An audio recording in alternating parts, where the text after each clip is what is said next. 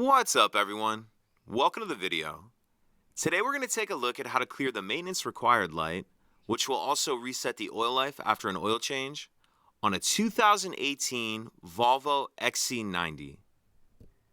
So like I said, I'm demonstrating this on an 18 XC90 in this video, but it will be the same on a few different years. So the first thing we need to do is put the vehicle in the on position. So without pressing the brake, I'm going to hit the start switch. Now I'm going to come over here, and on the left-hand side of the steering wheel, I'm going to press and hold this button down right here. So press, hold that down, and continue to hold that button down. Now I'm going to start the vehicle as normal. So brake, start switch. And I'm still continuing to hold that button down.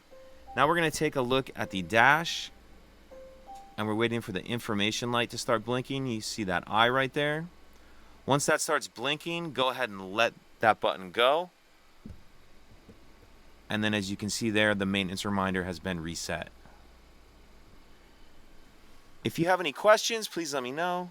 If you could take a second to like and subscribe, it helps us out and I'd appreciate it. Thank you.